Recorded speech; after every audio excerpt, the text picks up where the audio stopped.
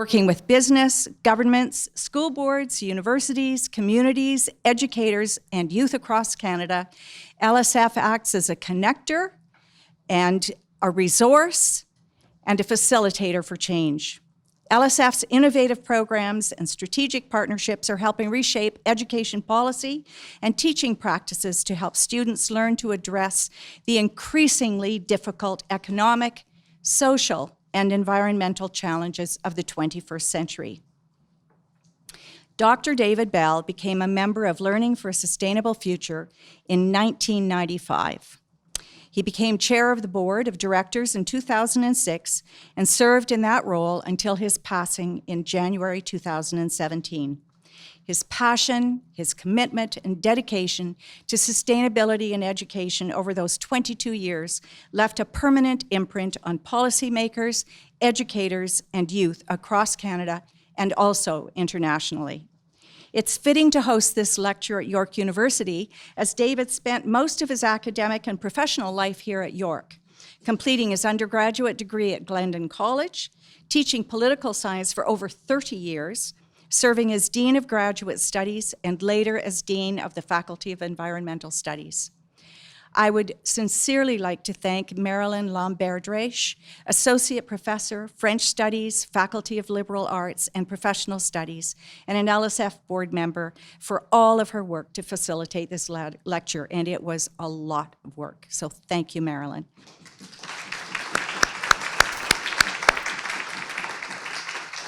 At this time, I would like to welcome Dr. Alice Hovorka, Dean, Faculty of Environmental Studies, to bring greetings on behalf of York University.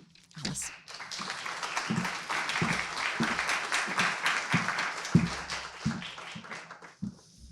Good evening.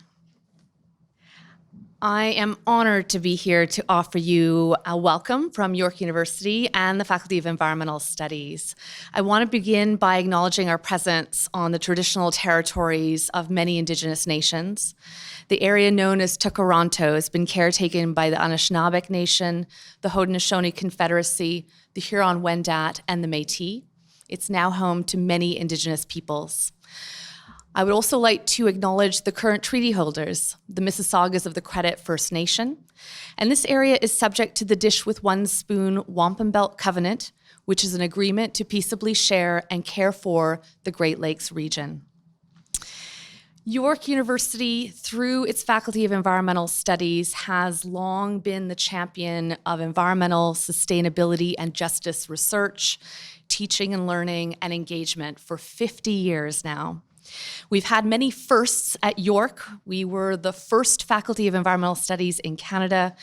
We have always had a student-centered learning program. We have been interdisciplinary before others were interdisciplinary in that we combine science with social science, with humanities and arts, with planning. We have innovated topic areas such as women in environments, environmental arts, and sustainable environmental development. We've been strong practitioners and action-oriented, and we've had global reach. The Faculty of Environmental Studies shares a lot with the Learning for Sustainable Future organization. I'm really proud that we are collaborating with LSF. We both have a passion for and a commitment to environmental education and for nurturing environmental leaders who are working towards a sustainable and just future. I was struck when I attended the LSF Education for Sustainable Development Gala earlier this year in June 2019, which focused on the UN SDGs and especially the power of youth in addressing these challenging goals, issues that face us. And of course, I've been really inspired to see the climate action taking place around us, largely spearheaded by youth. More than ever, we need to cultivate an environmentally literate society. We need to understand how humans impact the environment and how we absolutely rely on nature to sustain us. We also need to foster environmental citizenship, and especially we need to train and inspire environmental leaders. And I feel like this event today honors two environmental leaders who really serve as role models for what we need to be doing moving forward. Of course, we know we've been introduced to David Bell, Dr. David Bell, Dean Bell, who was the fourth dean of the Faculty of Environmental Studies, serving between 1992 and 1996. And during this time, Dean Bell really nurtured through a new PhD program and undergraduate program to complement the strengths in master's level education that we had at the faculty at that time. And of course, he really championed sustainable development and education of sustainable development and environmental futures. And of course, today we're honoring Dr. Bruce Lourie, who is also proudly an FES alumni. He earned his MES in 1987, and more recently his doctoral degree in 2019. And I am really excited to champion and to celebrate these two environmental leaders in our midst. Thank you very much for being here at York University, and I'm proud to be hosting or co-hosting with this event with Learning for a Sustainable Future. Thank you very much.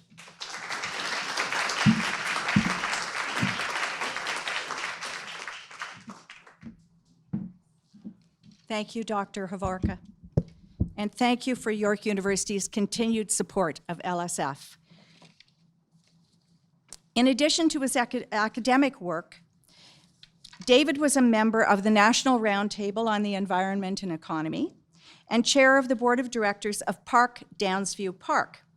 He served as a consultant to both the public and private sectors, advising universities and governments in Canada, Jamaica, and China.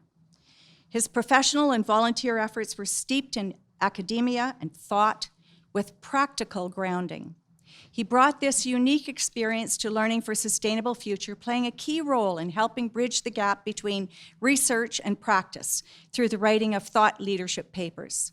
Upon his passing in January 2017, and with the support of David's family, many of whom are here tonight, LSF established the Dr. David V.J. Bell Memorial Fund and is using these funds to host the annual Dr. David V.J. Bell Memorial Lecture. This annual lecture is intended to continue David's legacy by identifying Canadian thought leaders to share their research and insights on education for sustainable development as it applies to education policy, teacher education and practice, and student empowerment. And there could not be a more fitting person to deliver this second annual lecture tonight than Dr. Bruce Lourie.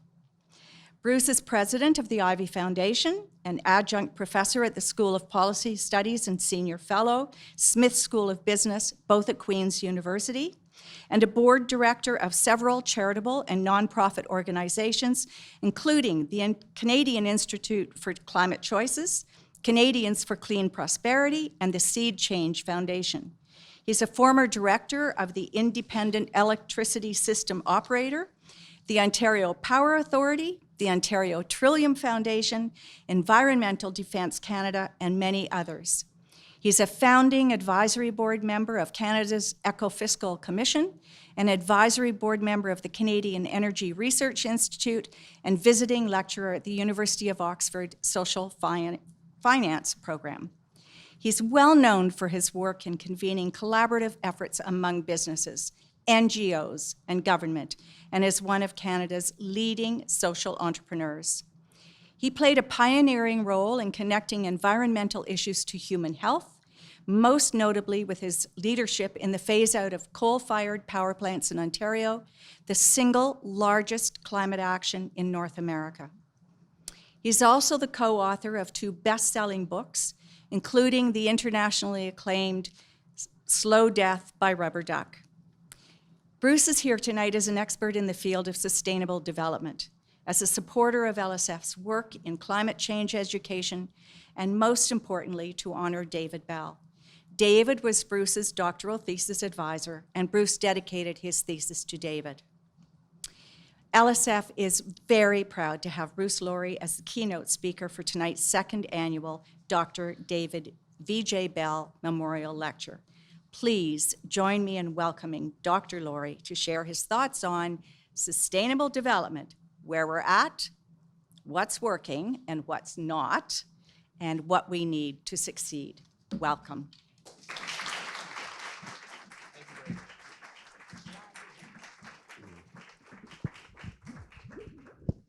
I'm going to see if I can walk around a little bit with this. Thank you so much for that very kind introduction. It's such a pleasure to be here. As I was listening to it, it was sort of dawning on me why I feel like I'm so busy. But things have been, I think, in particular for the last number of years, a great time to be working on sustainability. And I'm going to run through for you really a few things this evening.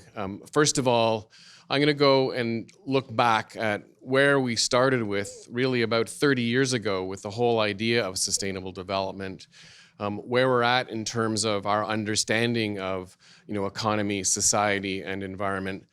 Some of the successes that we've had in Canada working on sustainability, and then really stop and think about where we need to go and some of the challenges that we've had. And I think, as you noted, Susan and Alice, really I'm here for a couple of reasons. First, because I have a strong connection with the Faculty of Environmental Studies, and I always feel it's my sort of my obligation to help out, given that I basically couldn't be doing what I'm doing today without the Faculty of Environmental Studies. And I've also, of course, to honor David. So thanks so much.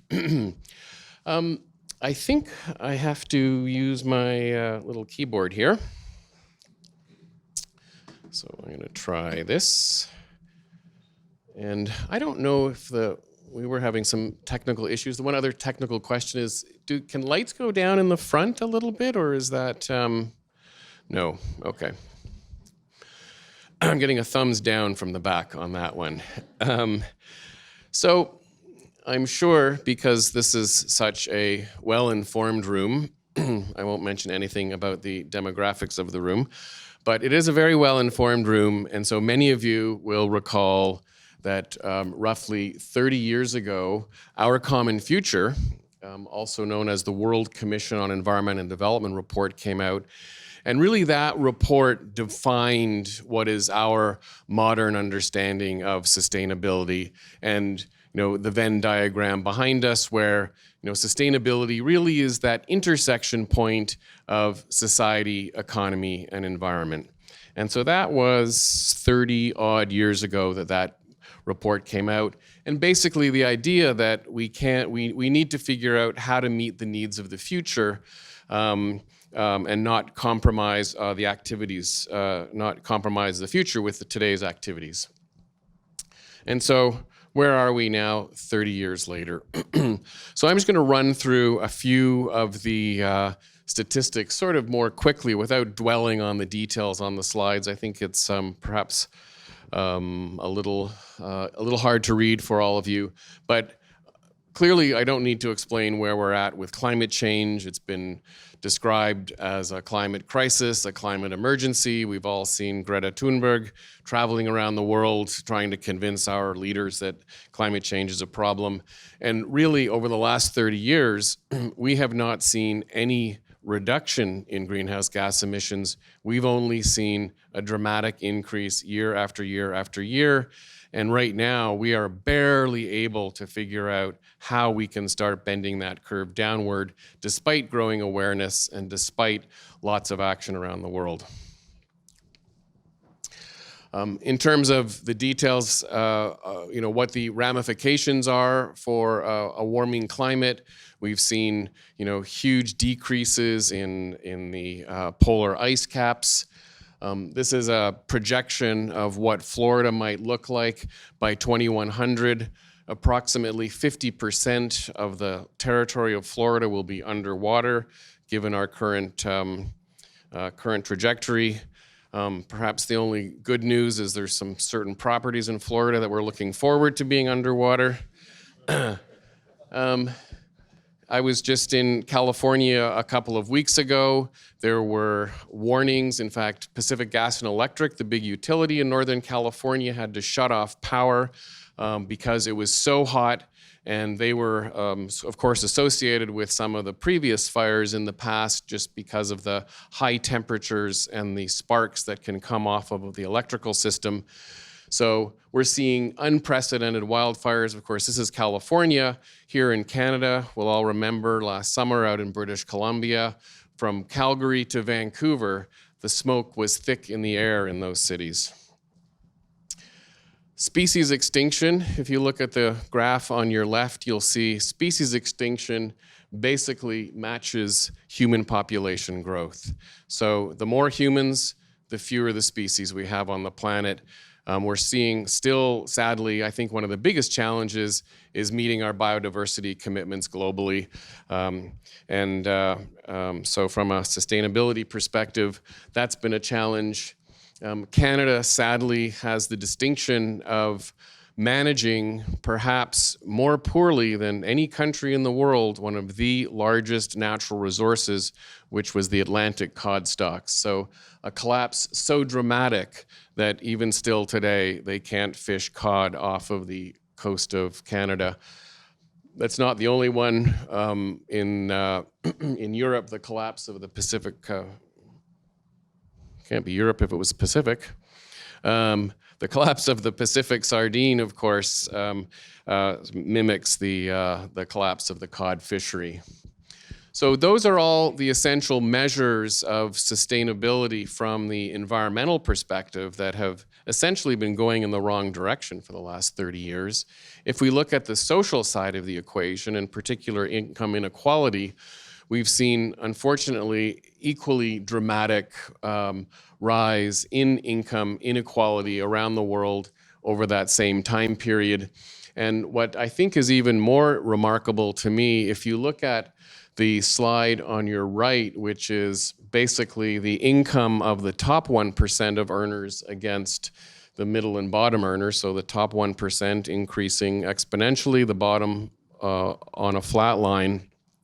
What really struck me looking at these numbers is that the top 0.01% compared to the 1% is the same kind of graph. So around the world, the rich are becoming much, much richer.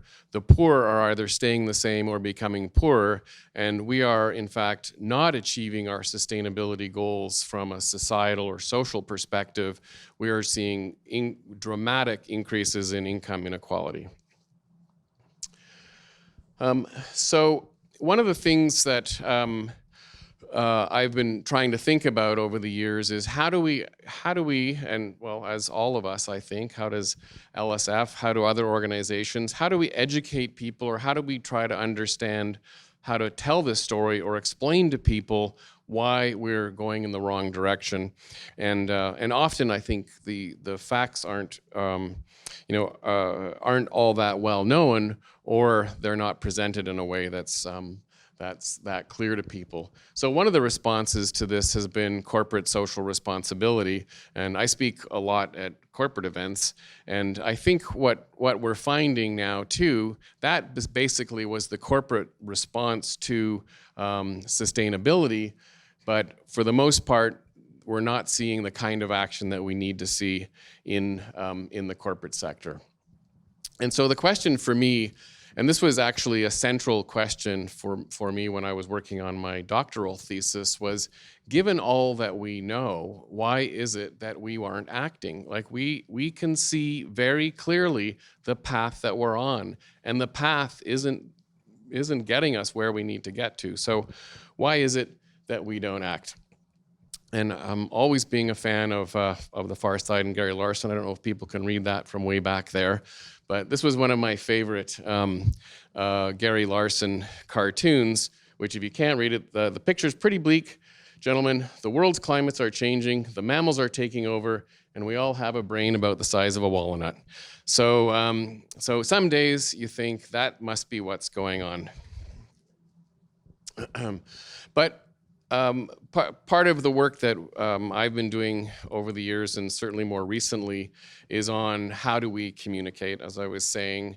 And I find often that we're kind of stuck a little bit in this dilemma of trying to, well, we know from the sort of psychological literature, especially around environment, that if you provide information to people the way I just did, that's very stark, very factual, not very optimistic, people tend to tune out. So there's been a shift to, well, let's get into telling more positive stories about people, or to people, about the situation that we're in, and focusing on success stories. And so it's very important that we focus on some of the successes, which I'm just about to. But at the same time, we need to realize that we can't sugarcoat what is actually happening in the world. So if I was just throwing on here, what are some of the things that we've done that have been very significant successes in sustainability over the last number of years? When I first did this, I was thinking recycling was a good concept. It was a successful idea, but I wouldn't say successfully implemented.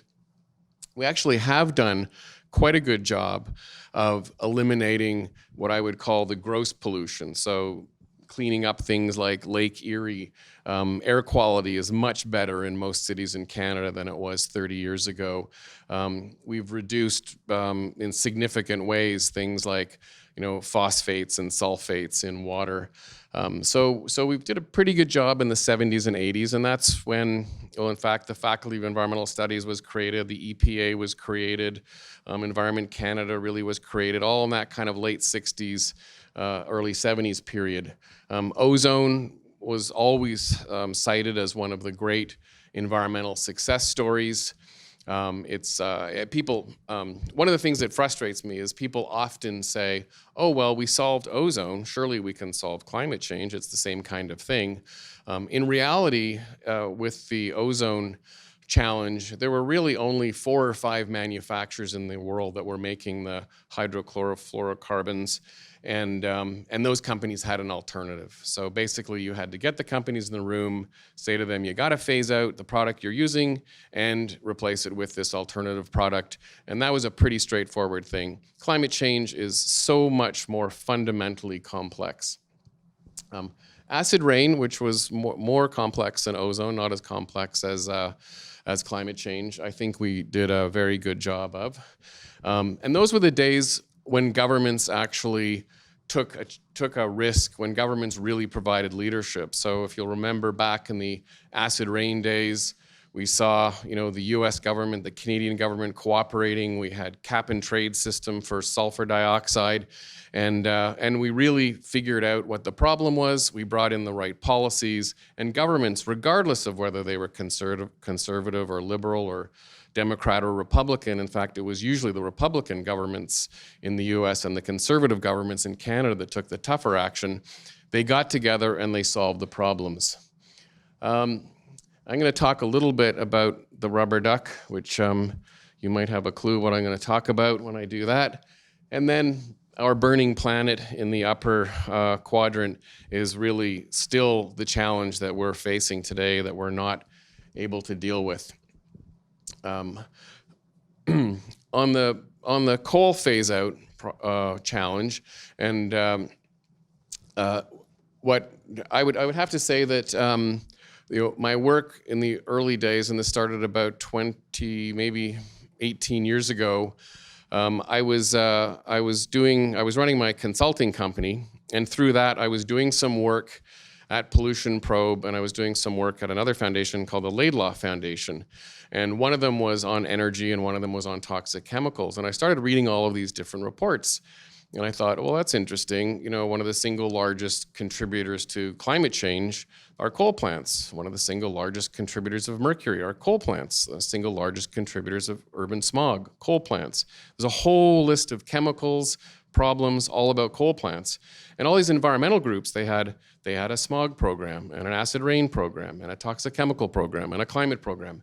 And I thought, well, this doesn't make sense. The problem is coal. Why don't we just create a campaign to phase out coal plants? And I still remember sitting on Madison Avenue in the offices of Pollution Probe with Jack Gibbons and a couple other people, and we, presenting the idea, and we said, okay, that sounds great.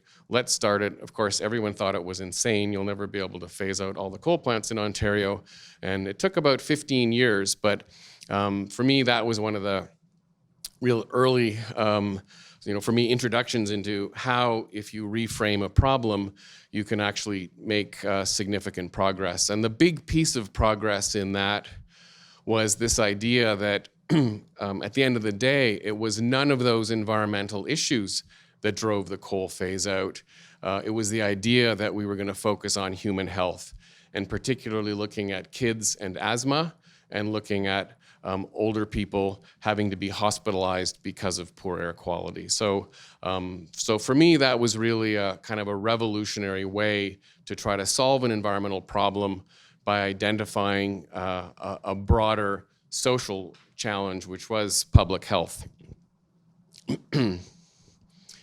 And I still remember when we were working on this, people would regularly say, and you still hear the same kind of excuses from people like climate change deniers, that it doesn't matter what we do, more people are out there polluting. It doesn't matter what Canada does, look at what's happening in China and India. The argument back then was, well, it doesn't matter what Ontario does, look at Ohio, look at Pennsylvania, look at all the other coal plants, look at all the cars. It's a waste of time for Ontario to do anything. And so very soon after the data came out on smog advisories in Ontario, I put together this graph, and quite remarkably, we were having, in the high teens to 30s to 50 days a year of smog advisories until the year that the last coal plant was phased out in Ontario, and we no longer see smog advisories in Ontario. A similar situation when the previous government in Ontario, Liberal government, banned the use of lawn pesticides. The same thing, people were saying, oh, it doesn't matter, that's just a small thing. Within a year of Ontario banning lawn pesticides, there was a 90% reduction in pesticides in the rivers running through the city of Toronto. So huge, huge, huge benefits from these local actions. And that's the kind of thinking that we need when Canada takes on climate change. So what's probably frustrated me more than anything over the last, I would say, 5 years, when I've really been focusing a lot on the climate issue, is the what I call sort of, it's almost like the iconization of these ideas. So if you look at environmental groups, a lot of the environmental groups will sort of give you the story or publicly say, if we build one more pipeline, it's the end of the world. We'll never be able to do anything on climate if Canada builds one more pipeline. And on the industry side, it's, if we put a tax on carbon, that's going to be the end of the economy. We'll never have another business in this country if we tax carbon. And of course, those are both ridiculous statements on either end of a spectrum. But it's interesting, we actually did a study, funded a study at the Ivy Foundation looking at academic journals and think tank reports and media on coverage on climate change. And 90% of all reporting was either about pipelines or a carbon tax, 90%. So we really had this problem in this country where not only were we hearing it reinforced, creating this very, very divisive, polarized environment that yesterday accentuated, we essentially have arrived at this space where the people on either side of that conversation can't even sit down in the room together and figure out, how to solve these problems. So at the very end, I'm going to maybe touch on some of the things that we've been doing to try to get around that. But this has been, to me, just really a fascinating example, I guess, of how polarized our country is right now. And one of the other reasons why we've seen kind of the political dynamic that we've seen in this country is, and this is a little bit dated, but if you look at greenhouse gas emissions in Canada, we can see very very obviously dramatically in this slide that Alberta has had huge greenhouse gas increases, largely because of the expansion of the oil sands, and Ontario. So essentially, all of the east reducing, all of the west increasing, but with Ontario and Alberta being the obvious outliers. The Ontario reduction is due to the coal plant phase out, and Alberta basically due to the oil sands. So that's almost like that is a like a numerical representation of the polarization that we're seeing in the country today. Excuse me. Through my work over the years, I've done a fair bit looking at voluntary standards. And one of the things that I think has been working quite well, and where people really aren't aware, is that Canada is a global leader in creating voluntary business standards for sustainability.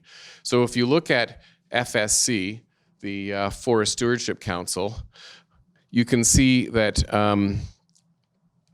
if you look at the label on your left, the Forest Stewardship Council, Canada actually was one of the leaders in the creation of FSC, and today has more FSC certified forests than any country in the world. We have the Canada Green Buildings Council. We're the only country in the world that actually has sustainably certified aggregates, the cornerstone standard. And then the Marine Stewardship Council. Canada also has one of the largest sustainable certified fisheries of any country in the world. So it's one of those things that kind of gets lost on the public, but it's something that I think Canadians can be proud of. This is just an example of the sustainable forest growth. And maybe I'm just going to now sort of step back and talk a little bit about the whole issue of reducing toxins and in particular how my co-author Rick Smith and I decided to reframe the issue of toxic chemicals. And so the 10th anniversary edition of Slow Death by Rubber Duck just came out this year. And in that, we basically did some updating. But the idea of slow death by rubber duck back 10 years ago for Rick and I was that when most people thought about pollution, what they could think about was this idea of either a big smokestack or stuff spewing out into lakes. And as I said earlier, a lot of that pollution problem has been solved.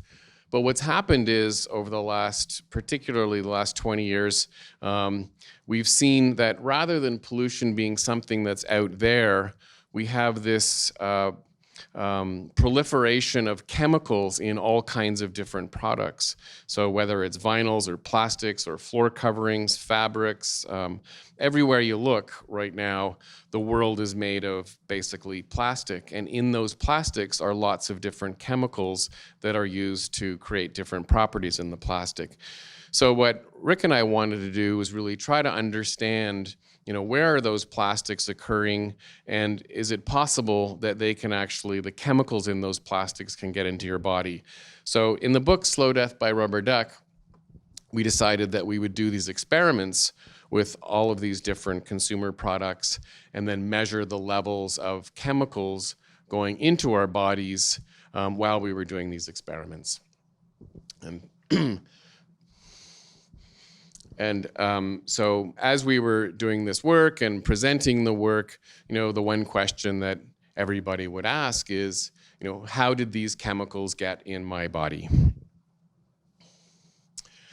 And so I had been doing a lot of work on mercury. I was curious to know if just by eating a couple of tuna sandwiches and maybe some tuna sushi, could you actually elevate the levels of mercury in your body? And because I eat a lot of fish anyway, I kind of have high levels of mercury. But over a 48-hour period, eating several tuna sandwiches and some tuna sushi, I saw a 2.5 times increase in the mercury level in my body just through those tuna meals. We did an experiment looking at bisphenol A plastic baby bottles. So this is, again, going back 10 years ago. The good news is, as we were starting this work, we were also working with the government of Canada, trying to convince them that we shouldn't have these toxic chemicals in baby bottles, and Canada became the first country in the world to ban BPA baby bottles. But in the experiment that we were doing, basically we were drinking out of BPA plastic containers. We were eating food in cans that were lined with BPA. And over, again, this short period of time, we saw a 7.5 times increase in BPA in our bodies. Phthalates, something in shampoo, a similar thing. I won't go through all the details. And Triclosan really was the craziest one.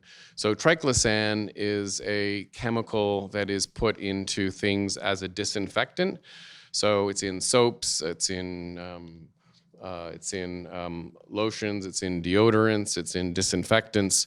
And so using these products that had Triclosan, we saw a 2,900 times increase in the levels of Triclosan in our bodies.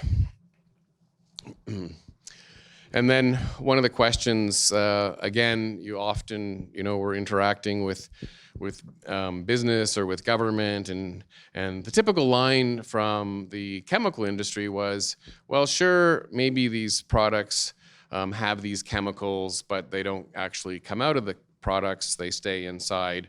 And so we said, well, no, we did these experiments. It's very easy to see the chemicals actually going in your body.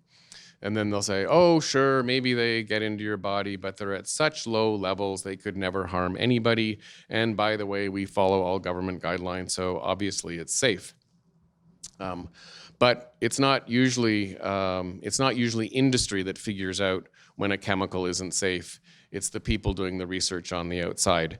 So we worked very closely, Rick and I, with the researchers doing research on these chemicals to find out what was really going on in the science of toxic chemistry.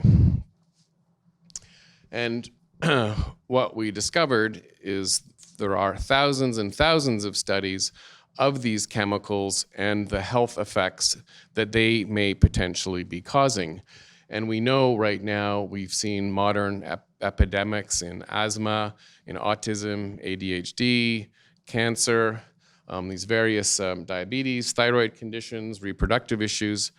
And just to take one example, I was doing work on Teflon chemicals, so the nonstick chemicals.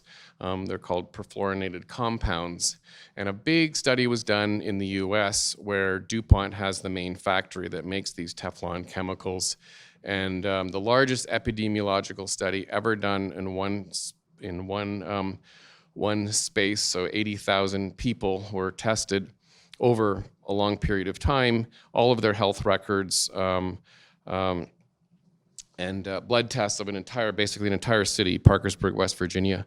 And what they've found is that Teflon chemicals cause reproductive disorders. Teflon chemicals cause obesity. Teflon chemicals are related to birth defects. So these chemicals that are in use every day, millions and millions of pounds, in some cases billions of pounds of these things being produced annually, and well-known health effects associated with them, but nobody is regulating them and nobody is really restricting their use. So I think it's going to change. I think Teflon chemicals will be banned within 10 years, but it just takes a long time for this information to get out to people.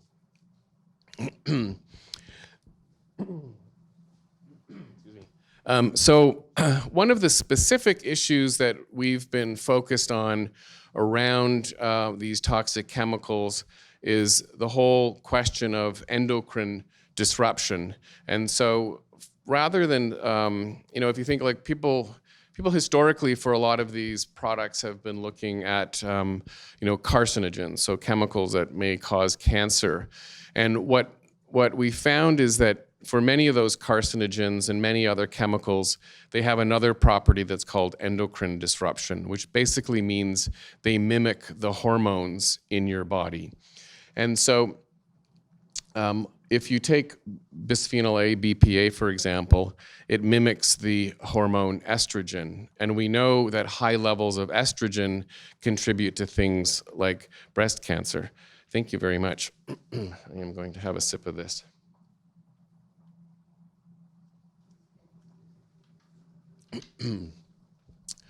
And so essentially, we're using these chemicals in products. We don't really know exactly, where they're going once they're in the products and how they leave the products. Typically, most of them are getting into the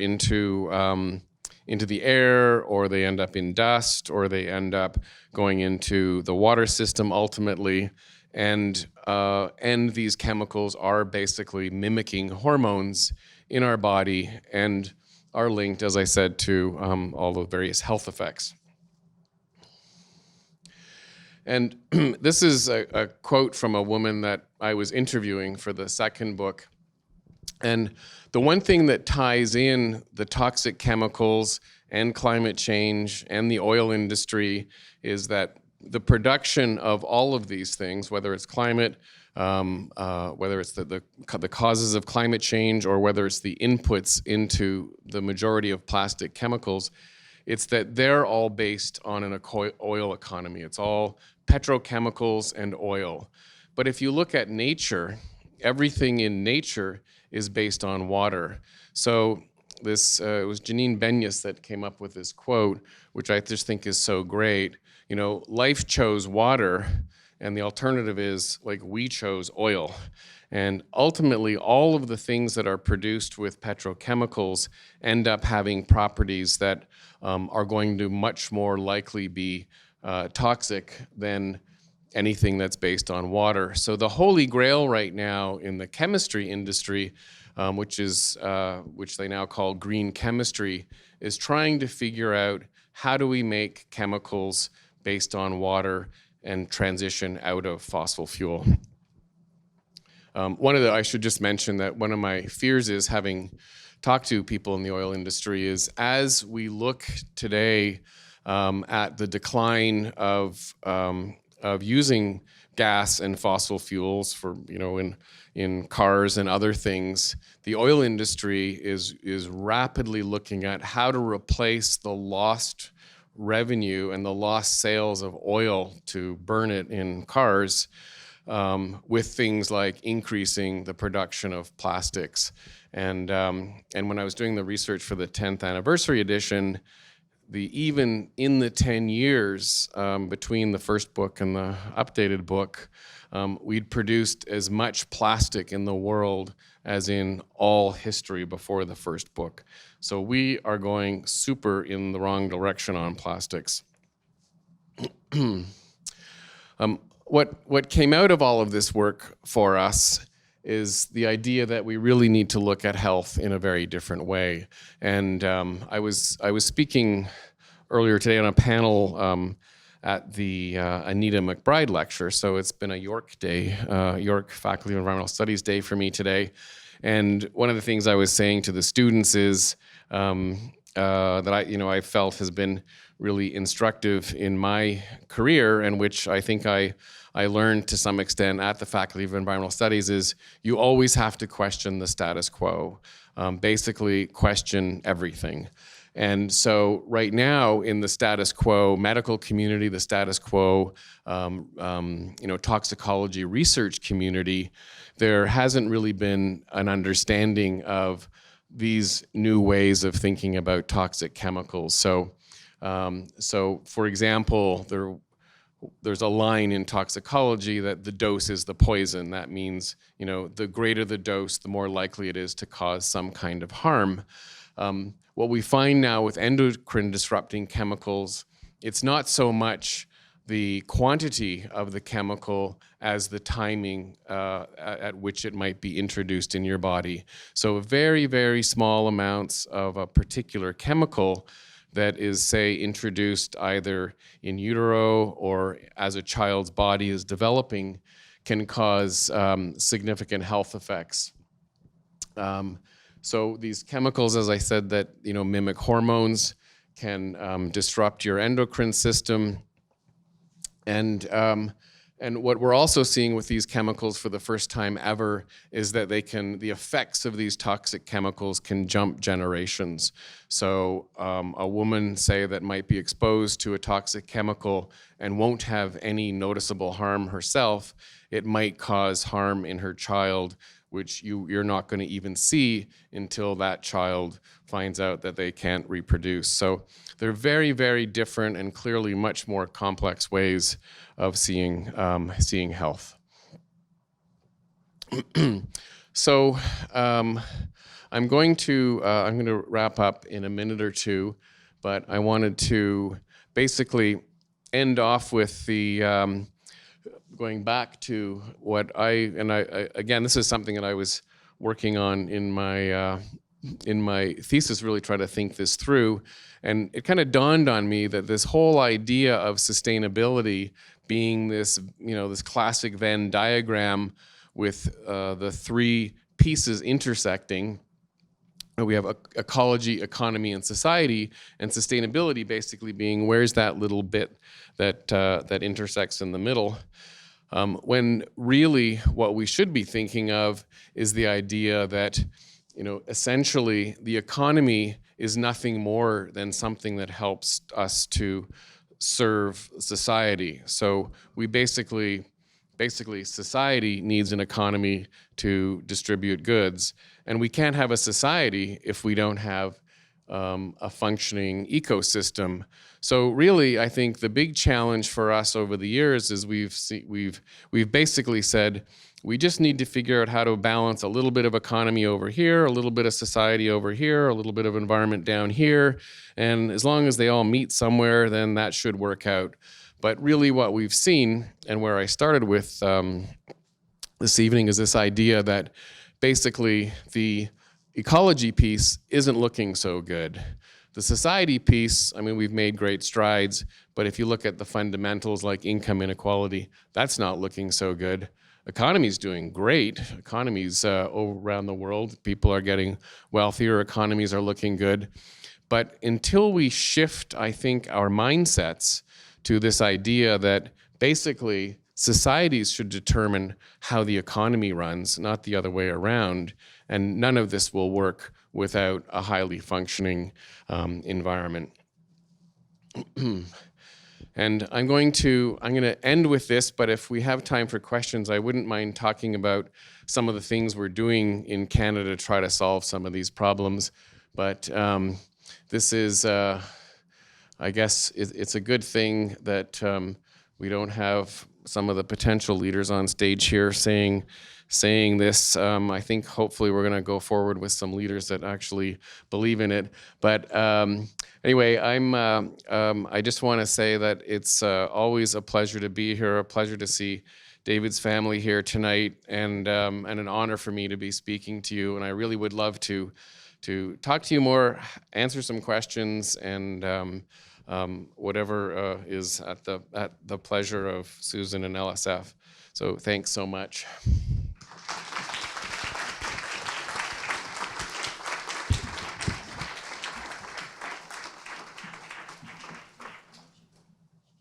Yeah, sure. So we have, I think, about 10 minutes for questions, and Bruce is quite willing to troubleshoot here. Yes. So what are we doing in Canada? What?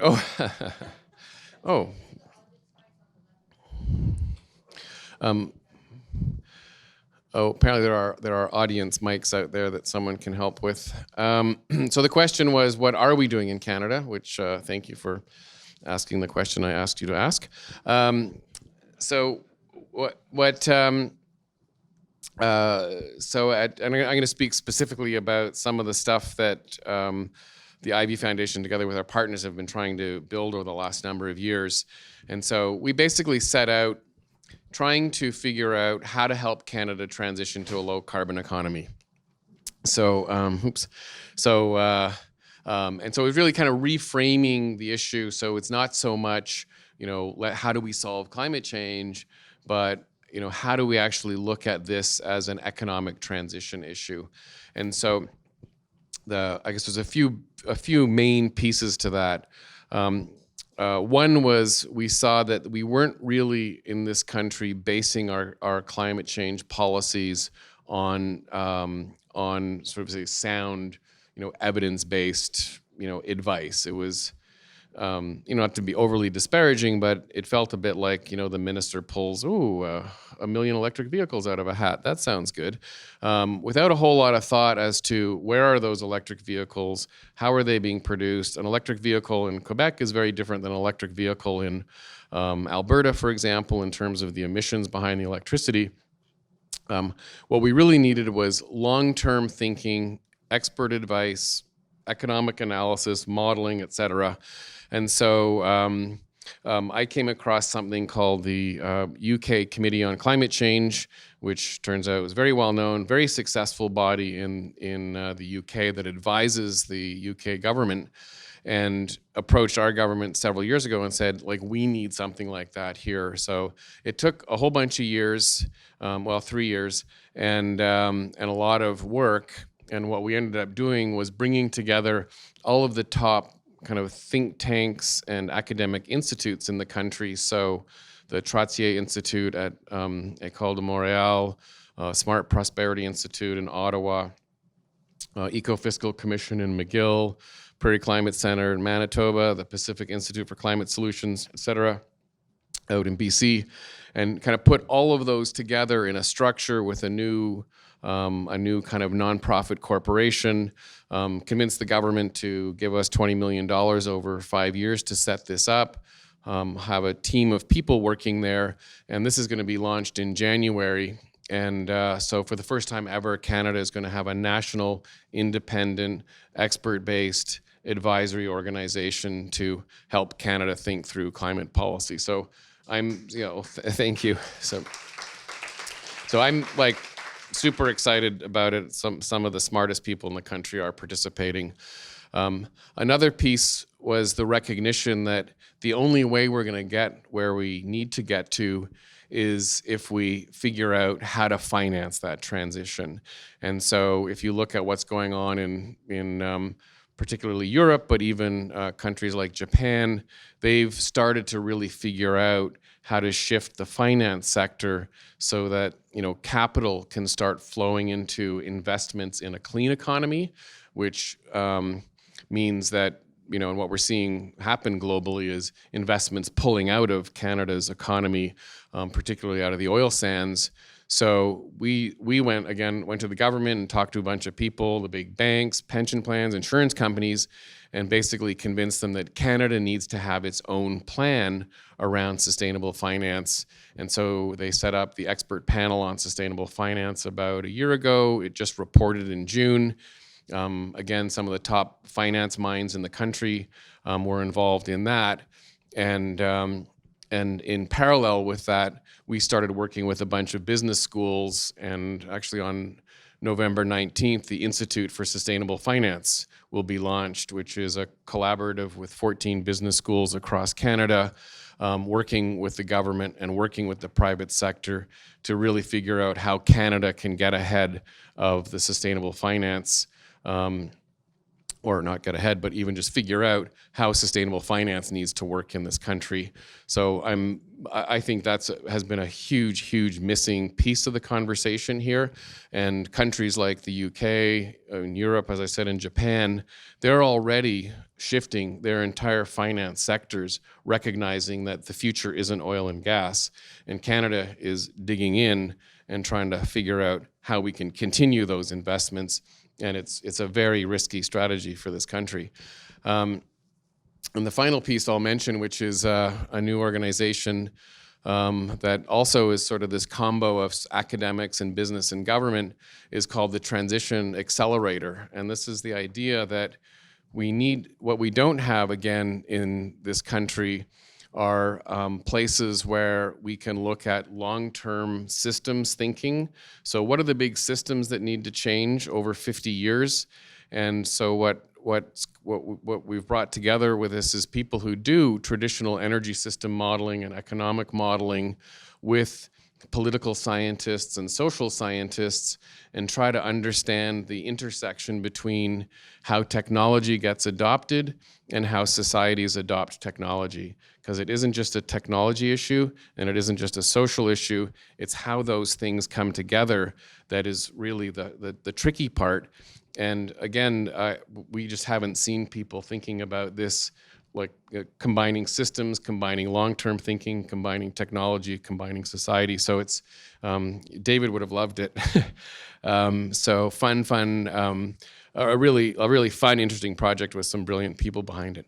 Those are the three sort of most fun things that I've been doing the last 3 years. Thank you, Dr. Lourie. Not sure that's on or not, but just wanted to applaud you very much. It's not so much a question, but just in your presentation tonight, talking about providing hope for young people. As a retired educator now, recently, that's one of the big things that the school systems are being completely overwhelmed with 1 in 3 students, staff suffering from anxiety, depression, mental health. So I think it's really important. I applaud you for bringing all that good news about some of the things that are happening, because I think that always has to be part of the complex puzzle. Because we can't take our youth for granted in that they can, because they're struggling, they're fearful, they're having difficulty coping with a lot of this news that's quite traumatic. When I hear politicians say, the end of civilization within the next 5 years and these kinds of statements that are out there, that has a profound impact on our young people. So I really wanted to thank you for having that as part of the presentation and just challenge you and your colleagues, especially this council I never heard of now that's being created in the country is fantastic. That is always part of the hopeful piece of it. There's always some part of that hope in there. So thank you very much. No, not at all. Thank you. It's not always easy to be hopeful when you know what's going on, but thank you. Yes. Oh, Hi. David. I'm excited to call you Dr. Lourie, which is very nice. A lot of what you say is so necessary and so important. It's also very top down, and I'm wondering what you think is the role for bottom up, and I'm thinking particularly of young people who are walking out of school every Friday, and also shareholder action and environmental sustainability and governance, ESG, whatever it stands for. Yeah, I think that's a really good question, David, and I think it's I would say we've made a strategic shift in our work at the Ivy Foundation away from what would be more of a bottom-up grassroots approach, partly because when we've been speaking with people in government, and if you take this, the government that just got reelected, their view was that they were having a real challenge implementing what they had committed to. So they weren't the best, toughest climate commitments in the world, but they were pretty close to the best commitments, especially for a country that's so dependent on fossil fuels. So the challenge that they were having was not getting support from, the whether it's the academic elite, the social elite, the business elite in this country. And they were frankly even having trouble, I think, understanding how to implement their policies, how to work with provinces, how to work with businesses, how to understand how a carbon tax might work versus cap and trade. So we ended up getting much more involved in almost in sort of the technical exercise of helping them deliver on the commitments they had made. Governments never like having pressure from the outside, but my assessment really was they didn't need more people yelling at them. They needed people to help them think through the commitments that they had made. So that was kind of the approach that we've taken. I can say if the election results were different, our strategy would have shifted as of today. But I'm convinced that that's the case. At the same time, we're supporting eco-justice to take the Alberta government to court over the ridiculous attack on environmental groups and foundations. So we can never lose the fact that as soon as, we can't get complacent. As soon as there's a sense that there isn't that public support, that there isn't grassroots support, we're doomed. But our sense really was the public support was pretty good, the government commitments were pretty good, but the businesses really weren't there, and so that was our strategy. Oh, I think I saw one possible almost hand, no? A timing hand. Since I was close to the mic. Yeah. I couldn't help noticing the startling similarity between the graph that you showed with the GHGs, Western Canada versus Eastern Canada, and it looked so much like the election results as they came in last night. So I kind of like minority governments in the sense that everybody has to cooperate, everybody has to work together to get a thing done. What's your level of optimism given that? And a shout out to EcoJustice. Please get on their mailing list. I got a message today that just allowed me in one click to write to all of the party leaders and ask them to work together to do something meaningful. Yeah, I got that email too, and it's great. And I think, and that's again, just to reinforce what you're saying, David. Like the work of those environmental organizations is absolutely critical for us to do what we're doing. And on the question of the polarization, what I think is really sad, although last night's election was so much more encouraging, is that the government of Ontario and the government of Alberta really don't represent what's going on for many of the people that live in those jurisdictions. I was in Alberta last week. I met with CEOs of 2 oil companies, one the largest in Canada, one the 5th largest in Canada, and the top energy analyst in Alberta. And they all want a carbon tax. They all want climate policy. They all think this is urgent. They all, Jason Kenney does not represent the oil industry. Jason Kenney represents populist, divisive people who don't understand what's going on and are afraid of the future. So it's a real challenge that we have right now, because I usually try not to be too polarizing myself, but I couldn't resist. As the plane was landing in Calgary, I wrote a op-ed which was printed in the National Observer on Friday, which the title was, "If Andrew Scheer wins, Alberta can kiss its economic future goodbye." Because what he would have done, and the great fear of the oil industry was, he would have taken us back to Canada is global pariah on the international stage for not having climate policy, and that would have been the worst possible thing for the oil industry.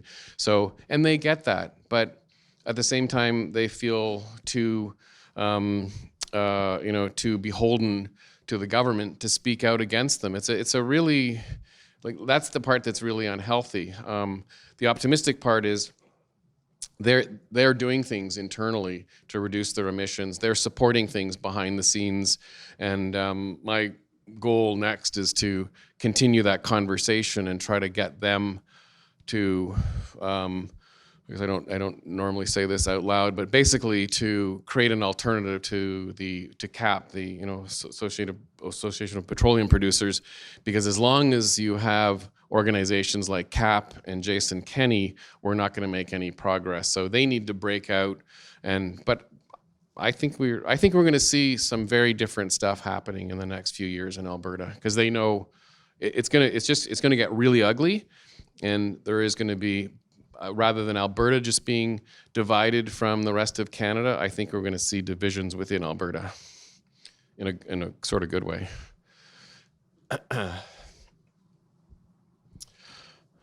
Great. Well, thank you so much.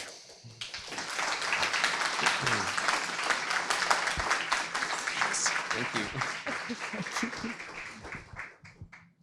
Bruce, thank you so much for a thoughtful, challenging, and hopeful address.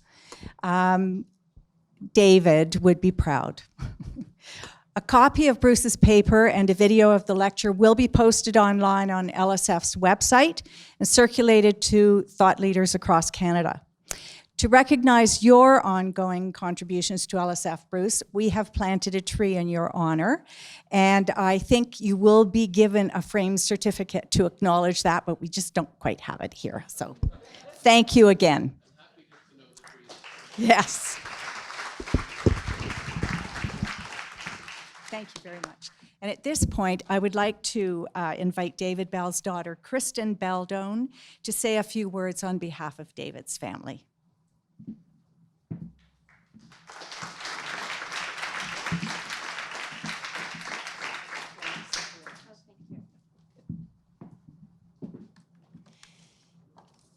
Bruce, I want to thank you on behalf of the family for your thoughtful and work and your research and everything that you've shared with us today. It was interesting for me, not coming out of environmental studies, but certainly being a child of it. I'm here from Oregon and honored to be here. I know my dad would be really honored and proud of the lecture that LSF has had and been doing in his name. I know that we all really value that, and Jason and my mom Karen want to thank you. Want to thank Elaine and Pam as well for the work that they have done.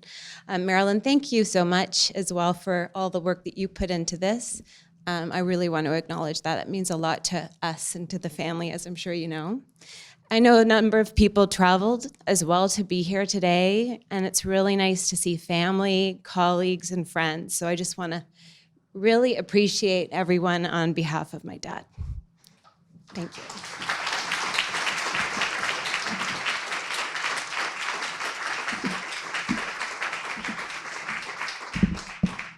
And thank you sincerely, Kristen, for your really lovely remarks and for coming all the way from Bend, Oregon. Is that correct? Yes, and we really appreciate your being here to honor your dad. So LSF is often called the little NGO with the big handprint, reaching over 225 people each year. And these impacts would not be possible without the hard work of our amazing staff. So at this point, I want them to stand up because they usually hide. So Pam Schwartzberg, our president and CEO, and Elaine Rubinoff, the Director of Programs, and Samantha Garan, the Manager of Programs,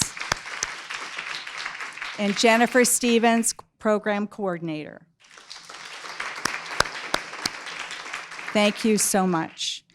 And I'd also like to acknowledge our very dedicated National Board of Directors, many of whom are here tonight, and if I could ask them to stand as well to be acknowledged. Marilyn. And Marilyn, who organized all of this, is on the board too.